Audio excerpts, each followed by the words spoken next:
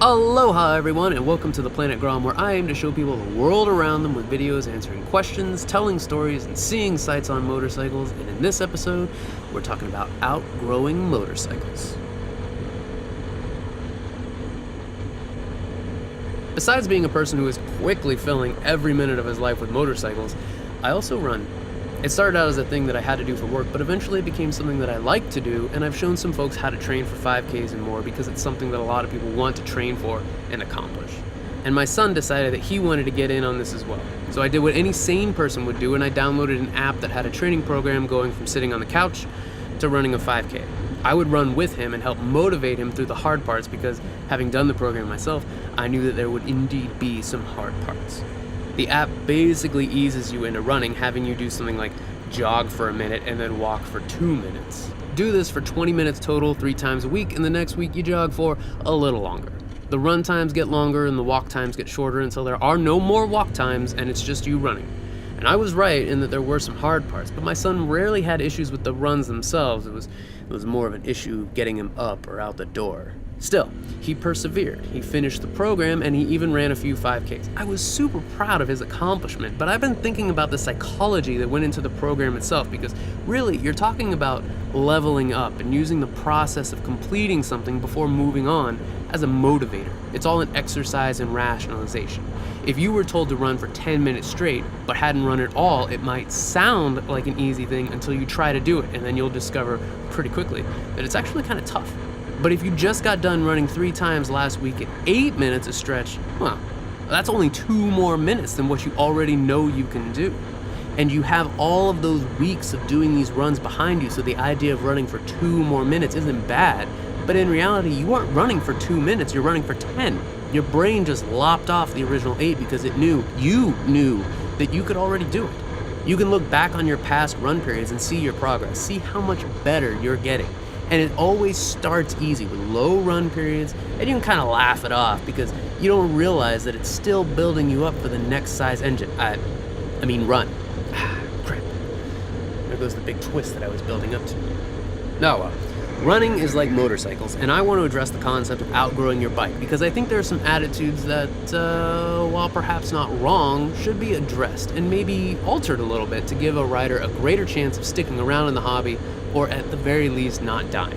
So let's say you're a beginner and you go to Facebook where you ask a motorcycle group, maybe from your area, what bike you should start on, and someone says a 600 because you'll just outgrow and get bored with anything less. So why bother? Why not just save your money and time and just get the bike that will scratch most itches for the rest of time now?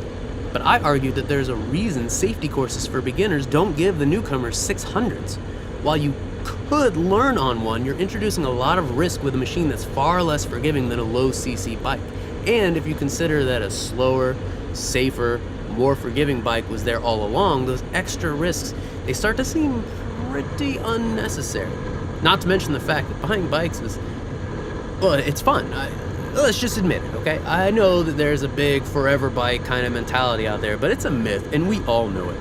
Few, if any, people buy a bike thinking that it's actually going to be their last one. Or if they do, there's always going to be a bike that rolls out and catches your eye and hey, maybe if the stars line up, or if you see a bike parked on the side of the road with a for sale sign and wouldn't you know it, it's the exact same bike you lusted over when you were a teenager.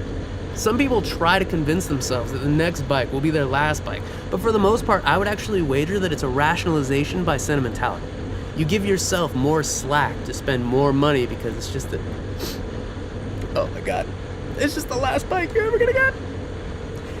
You might as well buy a plot next to yours just for the bike because it's so permanent. It's gonna go in the ground next year. But come on, there's always going to be something cool coming out down the road, especially when Indian is pushing out their new FTR 1200. Even if you don't buy a new bike, doing research is always fun. During those cold winter months or the days when it's just too crazy weather-wise for you to ride, or, you know, if you get bored at work, if you're the type of person who gets bored at work, not that I would know anything about that, you could do research on all the cool new bikes out there. So why not embrace that a little more and recommend a 250 or a 300? Hell, why not recommend a Grom? Few people that have bought them hated them. Quite a few have sold them, I'll admit, because they outgrew them. but almost all of them had said that they're fun bikes. And why are they fun bikes? Because they're small, because they're light, they're manageable, and you can just have fun on them. It is true that you won't break speed records, but you could learn the basics of riding and practice your skills, your legitimate skills, I don't mean just your throttle twisting skills, and then reach that point where the bike is legitimately too little for you, where you are held back by the bike and not the other way around. So you jump from there to a 400 or a 600, and that extra power isn't as crazy as it would have been if you started out there. You have a better grasp of the bike because you have a solid base that you learned from on your last one. It's not like skills can't transfer or something, and those skills you picked up through practice are put to good use, and you can feel the difference between the two bikes, not just the whole thing like you would if it was your first. And you can repeat the process again and again.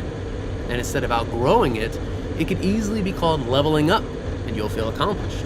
Oh, and hey, how about the fact that when you don't know anything about riding, you're basing all your desires on numbers you can't appreciate and looks?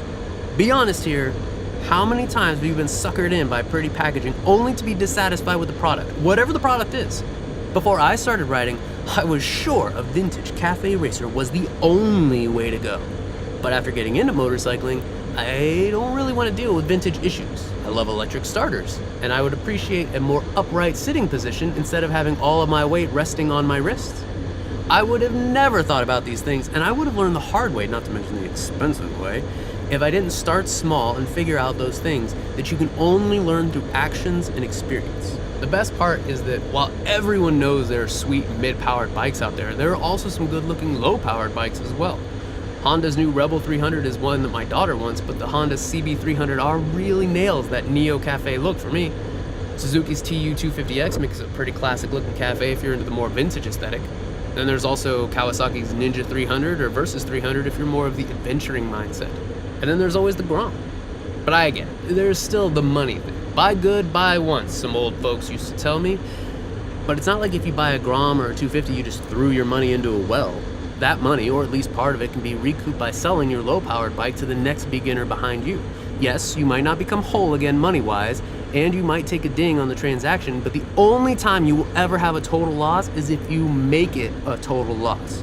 My point is, while it may seem practical to just go ahead and buy the bike you've been lusting over, there's something to be said about building up to that bike so that when you get it, you not only appreciate it more, but you have a lower likelihood of doing something stupid and getting yourself in trouble, or worse. So what do you think? Am I crazy here?